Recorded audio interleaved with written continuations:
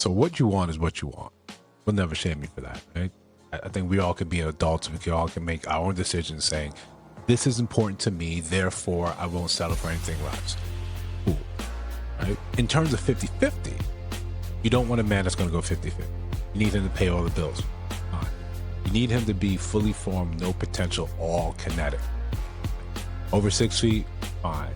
Over 6 inches, fine. Six pack, fine. All these things, fine. Well-traveled, well-articulate, emotionally there, fine. That's all. We all understand that. What we don't talk enough about is that, yes, if that man can meet your expectations, then he meets several other people's expectations. We get that. Right? We all hear from various different women what their expectations are, and they all kind of have the same through line. Again, fine. Not here to shame people for what they want. We're all entitled to what we want. What I'm trying to get at, what I want to enter into sort of the discourse here, what I offer to you is if you wait at the finish line for the man, you let him run his race. That race takes time. That race takes effort. That race takes money. That just, it takes what it takes. But he's there. And it's not just single one-offs. You know, there's a group of men that arrive there. When you do meet them and you do talk to them saying that you want partnership, you have to understand and look at it from their point of view where they say, that makes very little sense. Partners are people that were there at the beginning. When I built this firm, you were there. You handled people, you handled resources, you handled HR. I was back there with R&D, but we worked together because we both knew these things were equally important. You came when the company was already built, when we got the lease, when we got when we got the Chick-fil-A downstairs, when we hired people, you weren't there. When we went through our lean times, you weren't there. And I get the fear. We hear that all the time. I get the fear that you don't want to build a man. Okay. You don't want to put your resources into a man for him to turn around and leave and decide, I'm going to get someone else, someone younger, someone more fit. I get it. What we have to also understand is that you're speaking from a place of fear, that you're afraid things won't work out, so you make assumptions and you make room to guard yourself for that. But you do yourself a disservice when you never make the assumption that maybe it will work. Maybe things do work out. Maybe you do get that happy ending. It just took more work than Disney told you. That's really what it is. When we see men, successful men, and you look at their wives and you say to yourself, they don't look like they're equally yoked. He's this and she's not. He could have all the, but he doesn't. Why? If we're looking at our actual business class, not you're looking at the superstars and the entertainers and the rappers and the players. You never ask yourself, well, what was it about her? Yeah, she was there in the beginning.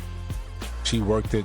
She helped him in some way. Maybe she just soothed him. Maybe she was that safe, place that that safe port in the storm.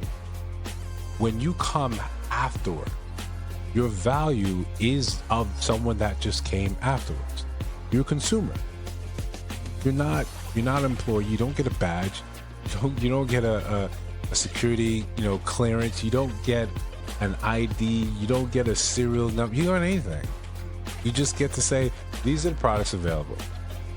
Choose what you would like. You can be paid for your services, your time. You're right. You pay us, and then we'll give you this. That's it. If you want say in how things go, because realistically, if I've done everything I needed to do to become viable and attractive to you, why do you now get to come and tell me how to police my life? I've done the things to attract you. There's no improvement that I would look to you and say, oh yeah, that makes sense. No, I've done all that already. I've beta tested stuff, A/B tested stuff. I went through the trials and tribulations, and they were many and frequent until they became more infrequent, until they became maybe one every couple of years. Things that were easy to handle. I remember when I first got into real estate, and we would have a something would go wrong. And it would be something like, I think we were grossing $5,000 in rent, a month. Between me and my property manager. I like to use the royal we to be inclusive. And we'd have something go wrong, and it'd be $1,200. And all right, this requires me to take money from a W-2 into this. Then years go by, and the amount of properties increases, and then we're like, man, that's a $5,000 hit. That sucks, right? And I pause, and I'm talking to him. I say, remember when that would have wiped us out? Remember that time? There was a point in time that would have been the end. I would have said, yeah, sell everything. $5,000, sell everything. When you're not with me in the beginning, like Drake said, you want me to be shooting in the gym. How do you come here and want to tell me about my jump shot now? You just don't have that say. You don't have that leverage. There's no way a man that has taken his time to build himself, to put him through rigorous schooling, rigorous training, is now he's going to say, yeah, fine. You can come along and I'm going to treat you like an equal partner. If you want to pick a man at the finish line, you have to understand that he's picking you for some, call it fickle reason, but he's settling in the sense that you aren't his equal. That the time to be his equal is years ago. Unless, of course, you're coming with just the same amount of accolades. Right now it's more like a business merger and you guys are coming together. If two companies become one big conglomerate. But we see that really doesn't happen. Our areas of expertise rarely coincide. He's in real estate and you own salons. And I'm not digging salons at all. That's an area of people looking to get into something. Women are always gonna need upkeep, need maintenance. They're always gonna need that. That's an easy thing. But you guys just aren't the same.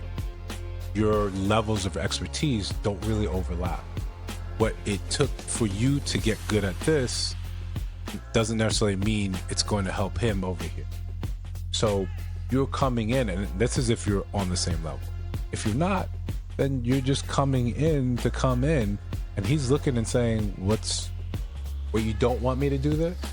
I'll make it a simple one. I like to get up early in the morning and go to the gym.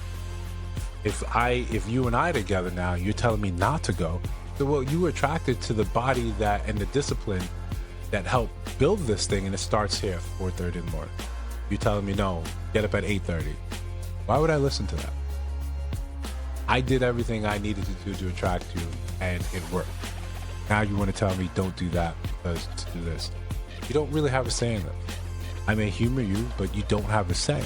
It's not to be mean. It's not to be condescending. It's not to be misogynistic. It's just simple. It's just what it is. It's math. It took me these things. This is a formula what went into this for my success. When you come here now and say, no, do this. Where's your reference? You haven't done it. So why do you get to say it? This is something we don't look at when we listen to women say, I don't want to go 50-50 with a man. Okay. Understand your role. It's not a partner. It's not named partner. It's not partner. It's not executive. It's not board member. It's someone that came in and said, I want the 4 for 4. That's you. We can take it or leave it. The next person that comes around is just as valuable. You want to be an intrinsic member of the team. That's going to mean getting out of the mud with me. Hope that helps.